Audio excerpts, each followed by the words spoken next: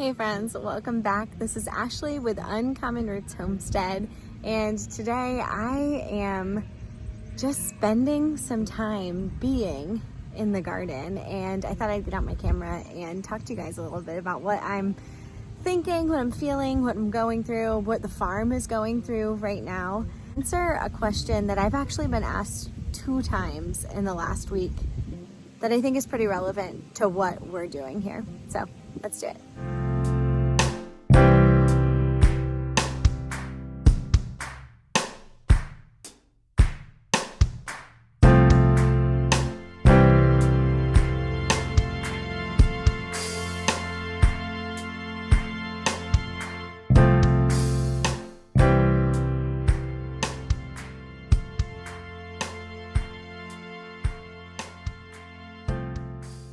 We have been spending some time at the land this evening. We had a busy morning. I feel like, I don't know if you guys can relate to this, but recently our schedules have filled back up. We had a year of kind of breath and pause and just being still, not necessarily out of our own desire, but I think that there was a lot of good that came from that for our family specifically. And now that everything is kind of picking back up and, you know, we're integrating back into all of the things that we were in before, we're realizing, Kevin and I were talking today, that our time here is so full. And what I mean by that is there's just so much to do. You guys know, I mean, I work full time in corporate America. I don't have time during the day to be here, so I'm either here bright and early before 8 a.m. or I'm here, you know, after dinner. And when I'm here, I have a mission. You know, if it's in the garden, I am sowing seeds or pruning tomatoes or doing something. I come here with a mission. Or, you know, I'm milking the cow or I'm collecting the eggs. Like, there's always something I'm doing. And I don't think that that's uncommon for homesteaders, right? This is a busy lifestyle. We didn't just choose this. It's not a vacation, right? You don't just get to come and enjoy. And for most of us, right? Some people do, but for most of us, it's more work, and the enjoyment is in that work. But there's a level of stillness that I didn't realize I was missing until today, when we came over and I was gonna milk the cow, but when I got down there, she was empty. The calf had just nursed, and like, not only had she nursed, she had nursed her clean. So I kind of was given this gift of time.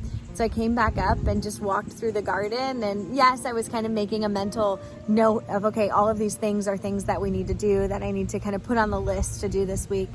But also I realized as I just walked through and experienced the space that I have been missing the stillness.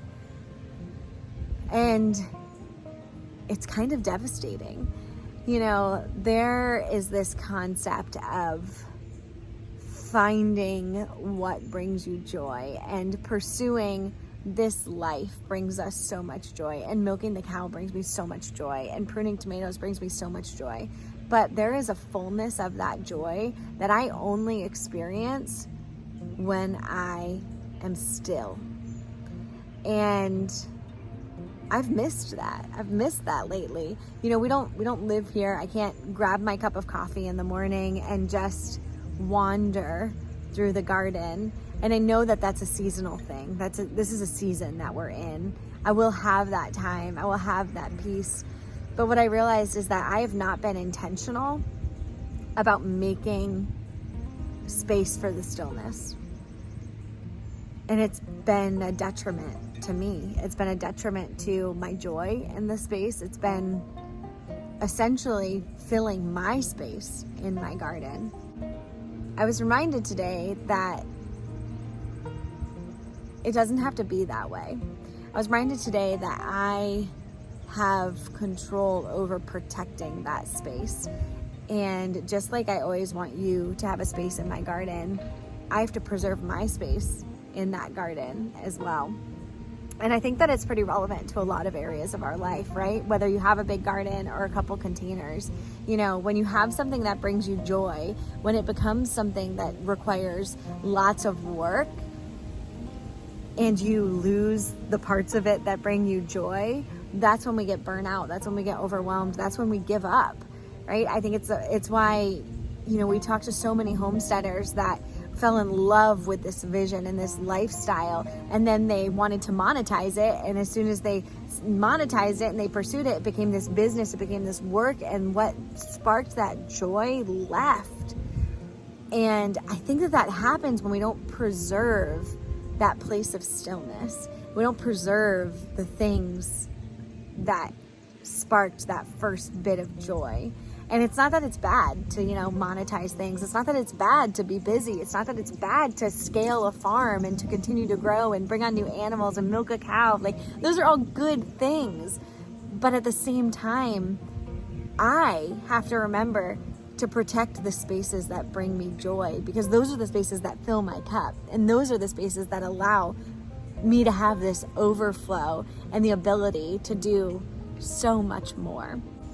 Today, do you want to just walk with me through the garden and just be?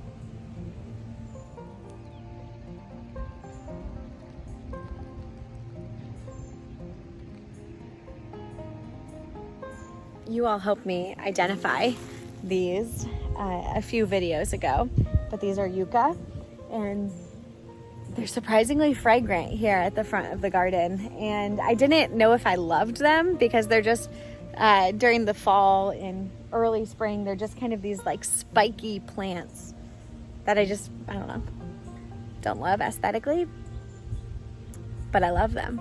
And I think that, it all kind of comes back to this like giving space. When I was just patient and let them bloom, I realized that I love them. And my roses, look at all of that new life. I'm so hopeful that those will climb, and I have let go of the need for them to climb this year. I know that they will climb sometime, and they're going to be beautiful when they do.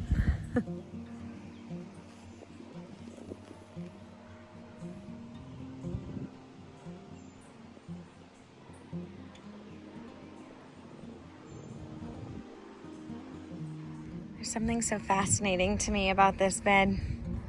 I've got all of these tomatoes that need another prune, and then I've got these dahlias that are just squirreling their way right through the madness. And they're going to bloom.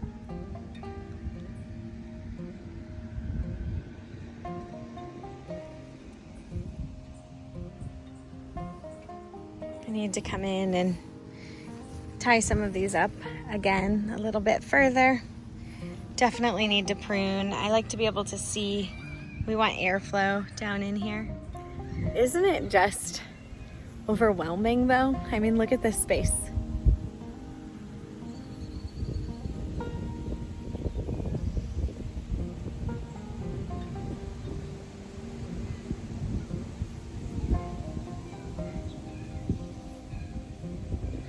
I'm so filled here. Like I'm so filled here.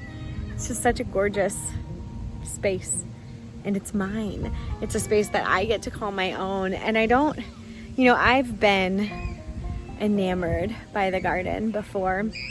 It's not foreign to me. It's not new. The kids next door are playing, but I feel different in this space today because I realized, I love this, and so I work so hard to preserve this, and I work so hard, and Kevin works so hard to build this place that we want to. We just have these visions of enjoying it, and I realized today that we are running this race, and we forgot that we get to enjoy it right now too, that there's nothing magical that happens when we move here. And I have this personality where I often have used kind of being like romanticizing something or being wooed by something as both a procrastination technique or a coping mechanism in some cases. And I think that what I do is, it's kind of that that scenario where you're like, well, if I have this thing, then everything else will be easier. And so, you know, for me at the land, that's been, well, when we live here, everything else will be easier. And like, I'll be able to enjoy it when we live here.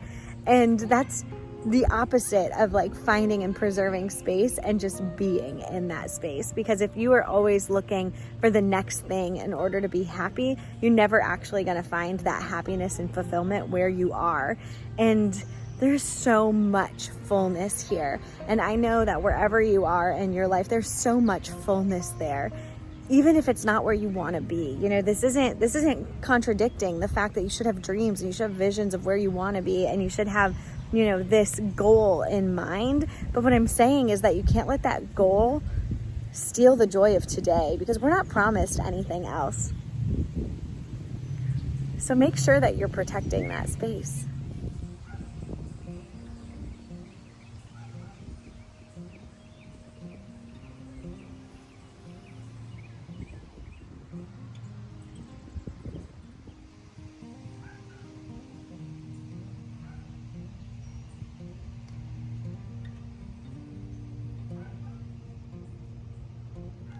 Look at how many dahlias I'm gonna have. This one just popped up here too. They're just everywhere. So I planted all of these dahlias at the beginning of the season. I actually think you can see it in one of my earlier tours of the Potager garden. But I planted them all because I wanted to have beauty amidst the productivity. And I think that's what I want to find here on our homestead too, is the place that there's beauty amidst all of the productivity. Speaking of which, look at this. How beautiful. That is my first blooming rose here at this property, and I could not be more excited. Oh, and look at that poblano. Isn't it funny how you can have a space that you're in every day so often, and when you come with the intention to just enjoy it, there's so much more that you see. It's like I always come to this space with the doctor mentality, like what's broken and what do I need to fix, and instead changing my mindset to just think what's beautiful and what can I appreciate. I feel like I've noticed so many things I hadn't noticed before. These dahlias are gonna bloom soon. So interesting. This is also a dahlia. Look how different it looks. I never noticed that before. Oh, he's gonna bloom soon too. Look at all of these little zinnia babies.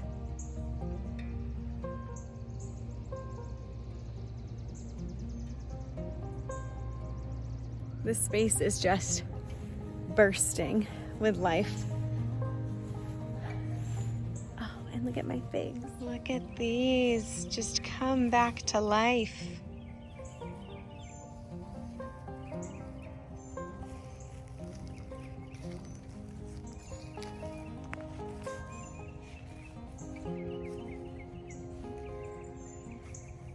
So we had all of these covered because of the cicadas, but our risk here of cicadas has passed. And so we uncovered them and they have just like come to life. So excited. And I did go ahead and I planted a pawpaw tree right there, right behind the fig row. So fig trees grow kind of like giant lanky bushes essentially. And they take a few years. Usually if you put them in the ground, they don't produce fruit right away. That's because they have really aggressive root systems. So these figs, I've planted them in the ground. We probably won't get real fruit, like anything sizable, for the next 2 or 3 years. And then after that, we should get a ton.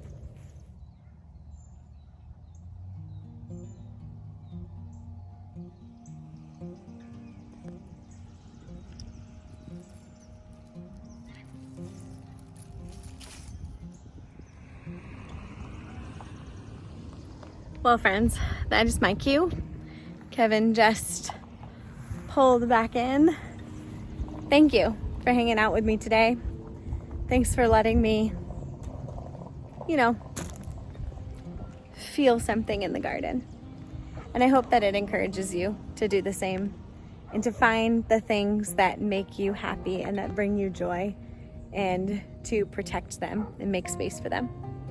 And as always, you always have a space in my garden.